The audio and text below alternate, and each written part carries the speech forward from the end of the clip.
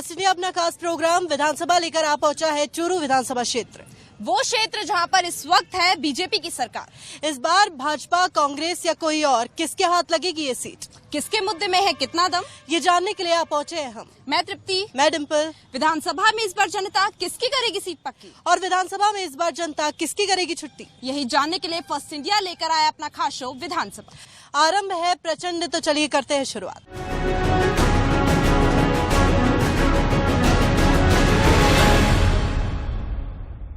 First India अपना खास programme विधानसभा लेकर इस वक्त चूरू में मौजूद है। जमीनी हकीकत जानने के लिए फर्स्ट इंडिया निकला हुआ है और हर विधानसभा क्षेत्र का दौरा हम कर रहे हैं डिम्पल, हर जगह की हकीकत जान रहे हैं। भाजपा की सरकार यहाँ पर है और क्या कुछ रणनीति इस बार पार्टियों ने बनाई हुई है वो भी जानेंगे, जनता को राहत किसने दी है वो भी जानेंगे, और जनता आखिर कौन सा मूड लेके, कौन सा माइंडसेट लेके इस बार बैठी है कि किसके विकास कार्यों पर इस बार वोट दिया जाएगा वो भी यहाँ पर जाना जाएगा। बिल्कुल, इस वक्त चूरू विधानसभा क्षेत्र में वो सीट जहां पर फिलहाल मौजूदा विधायक राजेंद्र राठौड़ हाल ही में नेता प्रतिपक्ष बने और जो कि लंबे समय से 3 दशकों से ज्यादा लंबा राजनीतिक अनुभव, भाजपा के पास एक बार मजबूत कड़ी तो दूसरी तरफ कांग्रेस के पास योजनाओं का पुल। इधर भाजपा से भी हमारे साथ लोग मौजूद है, पूछना चाहेंगे इस बार, क्योंकि इस वक्त भाजपा यहाँ पर मजबूत है, क्या कारण रहेगा इस बार भी दोबारा यहाँ पर भाजपा ऐसे कौन से काम कराए यहाँ पर मौजूदा विधायक ने। श्रीमान राजेंद्र सिंह जी राठौड़ राजस्थान की राजनीति की चलती फिरती पाठशाला है। कई बार विधानसभा में कांग्रेस के विधायकों ने भी ये कहा कि मैं राजेंद्र राठौड़ से सीखने को मिलता है। राजेंद्र राठौड़ साहब ने चूरू शहर में आमूलचूल परिवर्तन कराया। मेडिकल कॉलेज जैसी सुविधा चूरू जैसे क्षेत्र को मिली। नेचर पार्क जो आपके जयपुर में सेंट्रल पार्क के बाद चूरू का राजस्थान का सबसे बड़ा पार्क है वो यहाँ पर है। और भी अनेकों ने कार्य, आप अगर चूरू की सड़कों पर जाएंगे तो चारों तरफ आपको राजेंद्र राठौड़ के पत्थर लगे हुए मिलेंगे, उससे आपको पता लगेगा कि किस तरीके से यहाँ पर विकास कार्य हुए हैं।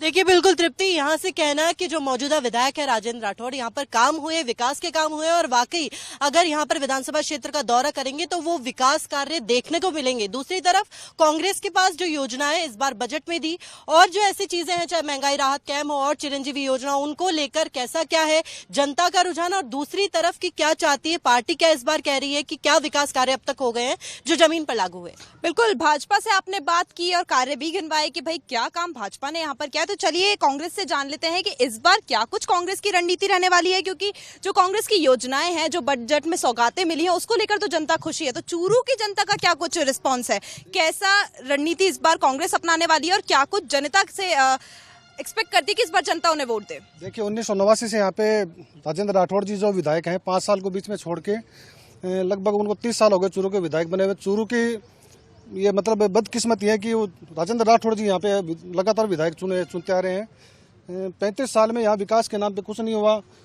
पिछले कार्यकाल में, उनके कार्यकाल में यहाँ पे जो गिनानी थी, शहर के बीचों बीच गिनानी का अपने कुछ आदमियों को लाभ पहुंचाने के लिए उन्होंने उस गिनानी का टेंडर किए, ठेके दिए। आज स्थिति है कि उस गिनानी के कारण पूरा बाजार, आधा चूरू शहर पानी में डूब जाता है। राजस्थान में इस बार जो मुख्यमंत्री जो अशोक गहलोत जी जो जन कल्याणकारी जो नीतियां लेके आए हैं, जो योजनाएं लेके आए हैं, हमारे जो भाजपा के मित्र हैं ये भी दबी जबान से कहते हैं कि योजनाएं बहुत अच्छी है, हो सकता है हम भी की और कांग्रेस को वोट कर दें। तो निश्चित रूप से कांग्रेस की सरकार बनेगी। कांग्रेस के पास योजना है, विजन है। अशोक गहलोत जी जो राजस्थान की जो मतलब श्रवण कुमार बन के जो चूरू की जनता, राजस्थान की जनता की जो सेवा कर रहे हैं, इसका जो परिणाम है सकारात्मक आएगा। राजस्थान में कांग्रेस की सरकार निश्चित रूप से रिपीट होगी। बिल्कुल, ये कहना कि कांग्रेस के पास में जो योजनाएं हैं, कांग्रेस ने जो बजट में सौगातें दी हैं, उसको लेकर जो पार्टी है वो आश्वस्त है। लेकिन ये कहना भी कहीं ना कहीं सोचने वाली बात है कि अगर जनता को राहत नहीं है, जनता खुश नहीं है, तो लगातार बीजेपी यहाँ पर क्यों आ रही है। सारा जवाब देखिए और पूछिए कि बीजेपी इस बार कौन सी तैयारी में है। देखिए बिल्कुल तृप्ति, इसी बात पे मैं एक बात कहना चाहूंगी, जहाँ कहा कि चूरू की बदकिस्मती है कि बार बार यहाँ पर भाजपा आ रही है और विधायक चुने जा रहे हैं। ऐसा क्या कारण है कि अगर मौजूदा विधायक ने यहाँ पर काम नहीं किया उसके बावजूद भी उन्हें ही चुना जा रहा है। जरा पूछना चाहूंगी ऐसे मौजूदा विधायक के क्या काम है जिसको लेकर वाकई जनता को राहत है, या जनता कहीं ना कहीं कोई भ्रम में चुन रही है अपना विधायक। जनता कसौटी होती है। 7 बार लगातार, 6 बार एक विधानसभा से और 1 बार एक विधानसभा से जीतना, ये अपने आप में जनता के दिलों में राज करने जैसा है। राजेंद्र जी राठौड़ लगातार 7 बार विधायक बन रहे हैं। उन्होंने यहाँ विकास के नए नए आयाम स्थापित किए हैं। अभी मेरे से पहले वक्ता ने कहा कि मेडिकल कॉलेज, यहाँ nature park, law college, girls college, nursing college, ऐसी अनेकों में अभी आपको गिनाने बैठूं तो सुबह से लेकर शाम तक का भी समय कम पड़ेगा। और अगर ये जैसे मेरे मित्र ने कहा कांग्रेस ने कि बदकिस्मती, शायद उनके शब्दों का हेरफेर हो गया। ये बदकिस्मती नहीं, ये चूरू जिले की खुशकिस्मती है कि राजेंद्र राठौड़ जैसा नेता हमें मिला जो राजस्थान का नेतृत्व कर रहे हैं।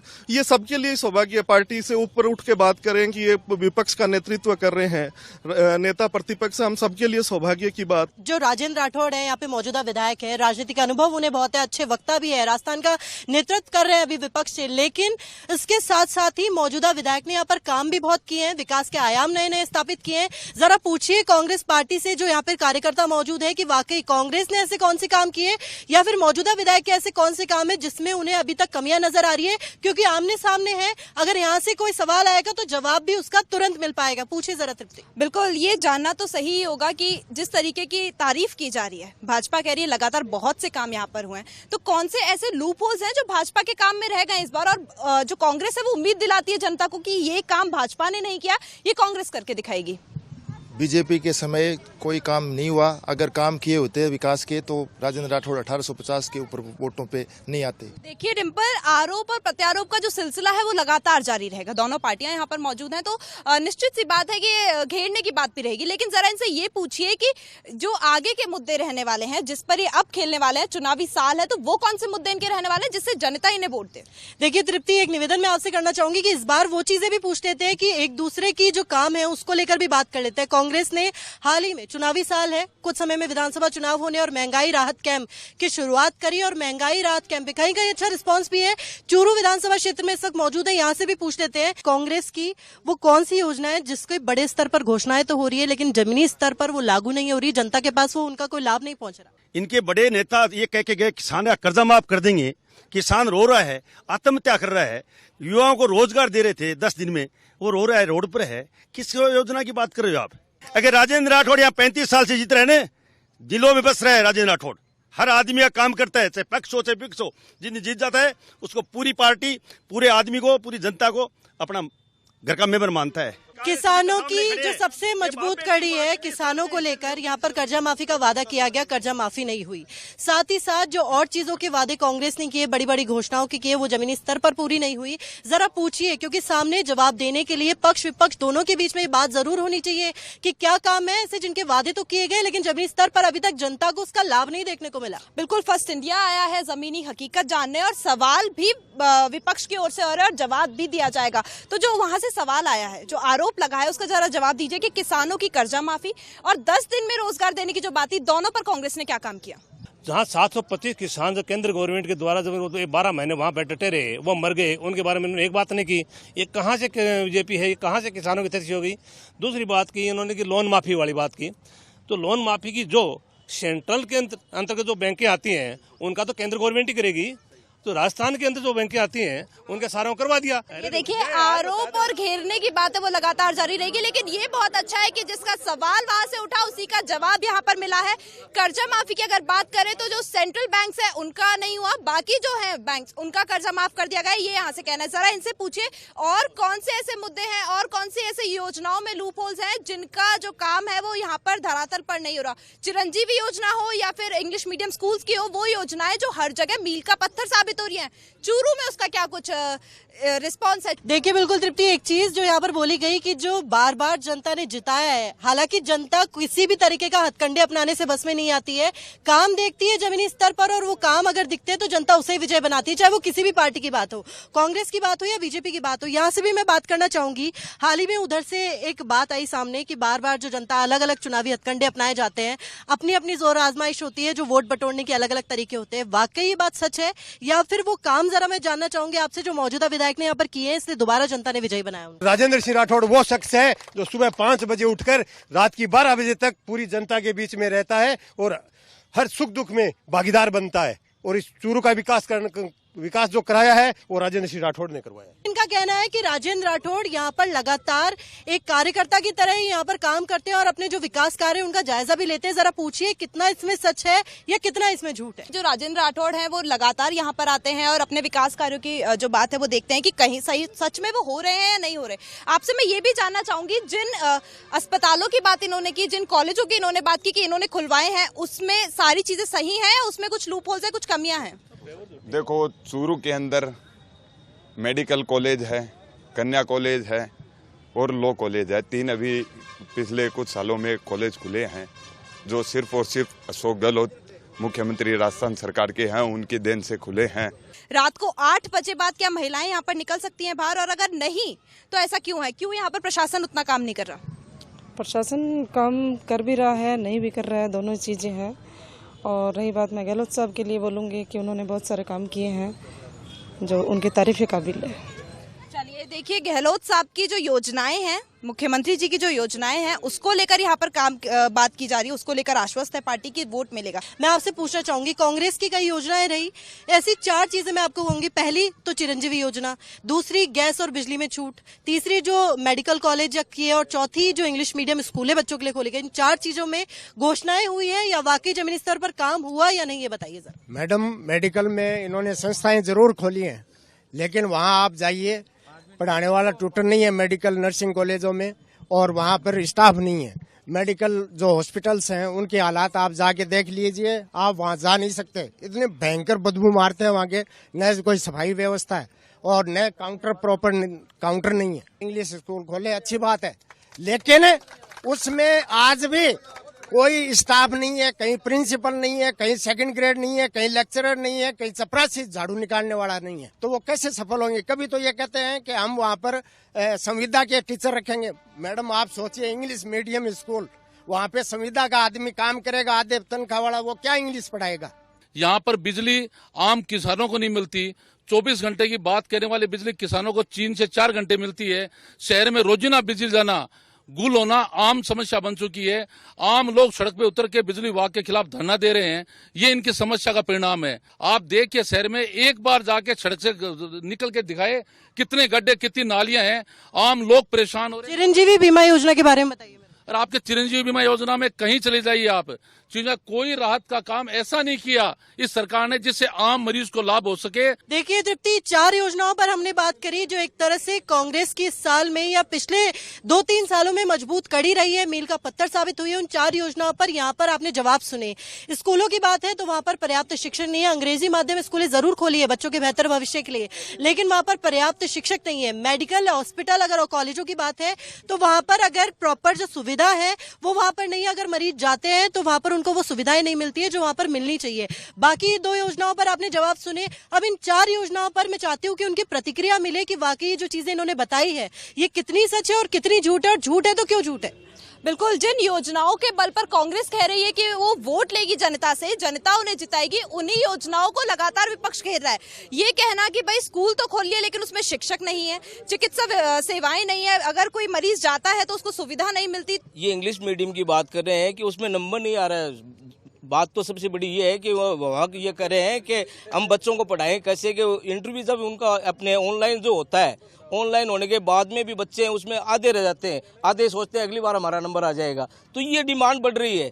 और रही बात शिक्षकों की, तो शिक्षक उसमें इन स्कूलों से इंटरव्यू लेकर उनमें किए जा रहे हैं। ये आप आवेदन उसमें आते हैं, 100 आदमी आते हैं, लेने पड़ते हैं 10-90 फिर भी रह जाते हैं प्रतीक्षा में कि अगली बार हमारा नंबर आएगा। किस तरह की बातें कर रहे हैं। चिरंजीवी में तो आज बूढ़े बूढ़े लोग अपने घुटने चेंज करा रहे हैं, तो चल नहीं पा रहे हैं, सक्षम लोग नहीं है। वो कह रहे हैं कि सरकार का कितना लाभ मिले वो जितना कम है। मुख्यमंत्री जी को दोनों हाथों से दुआएं दे रहे हैं। कि डिम्पल, घेरने की बात रहेगी, लेकिन जिन योजनाओं की बातें कर रहे थे उन्हीं योजनाओं पर प्रतिक्रियाएं ये है कि वो चिकित्सा सेवाएं जो पहले लोग ले नहीं पाते थे, क्योंकि भाई इतना खर्च होता है, हर किसी के हाथ में मुमकिन नहीं है कि वो इतनी महंगी जो चिकित्सा है, जो मेडिकल का काम है वो करवा पाए, लेकिन अब चिरंजीवी योजना से हो रहा है। दूसरी रही शिक्षकों की बात, तो जो अभिभावक हैं वो भी खुश है और जो शिक्षक है वो भी खुश है, क्योंकि शिक्षकों को वहाँ पे भर्तियां इतनी मिल रही है कि वहाँ पे जगह नहीं है। तो ये सारी बातें हैं कांग्रेस के कहने वाली। जरा इनसे पूछिए और कौन से ऐसे काम है जो ये कांग्रेस के लिए बोलना चाहते हैं कि इनकी योजनाएं, और कौन सी है जो विफल रही। देखिए, सरकार की योजनाओं की बात तो यहाँ पर कर रहे हैं कि राज्य में कितनी जनता को कितनी राहत मिली, कितनी आहत है, लेकिन यहाँ पर भी कुछ पूछना चाहेंगे कि यहाँ के स्थानीय मुद्दों को लेकर अगर बातचीत करें, कितने जनता को वाकई राहत पहुंची है और वाकई जनता किन चीजों पर अभी उम्मीदों में है कि ये काम पूरे होंगे। मैं तो एक बात कहना चाहता हूँ कि 35 साल से माननीय राठौड़ साहब यहाँ हैं, और पूरे हिंदुस्तान में अगर कहीं जिक्र होगा चूरू में कि एक आंख में मुसलमान और दूसरे में हिंदू अगर कोई रखता है तो उसका नाम राजेंद्र सिंह राठौड़ है। 35 साल में कभी कोई दंगा नहीं, कभी कोई फसाद नहीं, माइनॉरिटी यहाँ लीडर होते हुए भी और हम जैसे लोग, सत्तार खान मेरा नाम है, यहाँ आपके सामने बोल रहे हैं। बड़ी संख्या में राजेंद्र राठौड़ को यहाँ लोगों के दिलों में वो बसते हैं और दिलों पे राज करते हैं। यहाँ कोई जाति पाति नहीं, कोई धर्म नहीं। एक तरफ ईद की नमाज जब होती है तो राजेंद्र राठौड़ खड़े मिलते हैं और हमारे हिंदू भाई खड़े मिलते हैं, और उसी दिन, उसी 1 घंटे बाद में रामनवमी के दिन हम लोग मुसलमान फूल बरसाते मिलते हैं।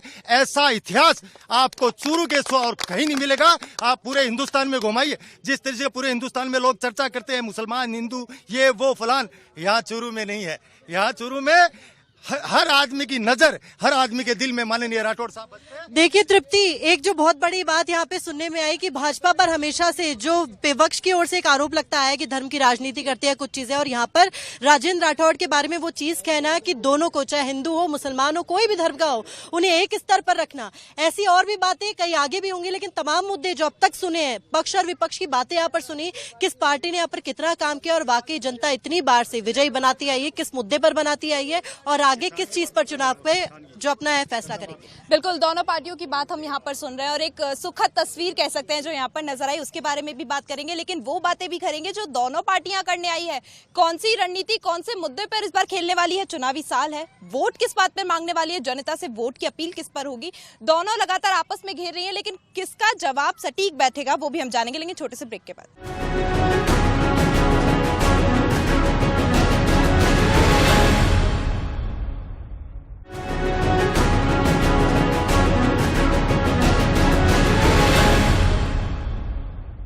ब्रेक के बाद आप सभी का स्वागत है और लगातार बातचीत कर रहे थे हम पार्टियों से। पक्ष और विपक्ष दोनों यहाँ पर चुनावी मुद्दे टटोलने फर्स्ट इंडिया निकला है। राजस्थान के कण कण पर जाकर वहां से जानना, जनता की बात सुनना और पार्टियों के भी आपसी टकरार सुनना, और क्या बात है, क्या मुद्दे हैं उस स्थानीय जगह के भी कि वाकई किस पार्टी ने किस मुद्दे को लेकर काम किया। लेकिन अभी तक बात संक्षिप्त में की और डिटेल में की, लेकिन अब बात होगी सिर्फ एक शब्द में और वो मुद्दा जानेंगे जिसको लेकर आगे चुनाव में फैसला होगा। बिल्कुल, लगातार आरोप प्रत्यारोप का जो सिलसिला है वो यहाँ पर जारी रहा। लगातार एक दूसरे पर प्रत्यारोप लोगों ने लगाए, आरोप लगाए कि भाई ये काम नहीं हुआ है, विपक्ष ने कहा ये काम नहीं हुआ है। लेकिन अब बात करते हैं उन मुद्दों की जिस पर ये आगे काम करने वाले हैं, जिस पर ये वोट मांगने वाले हैं। एक लाइन में वो एक मुद्दा और हर इंसान, हर पार्टी का कार्यकर्ता ये बता सके कि आगे आखिर जनता उन्हें वोट क्यों दे। तो चलिए करते हैं शुरुआत। तो चलिए सबसे पहले यही से जानना चाहेंगे कि इस बार कांग्रेस कौन से मुद्दे पर जनता से वोट मांगने वाली है, एक लाइन में जवाब दीजिए। गहलोत सरकार ने इतना काम किया है,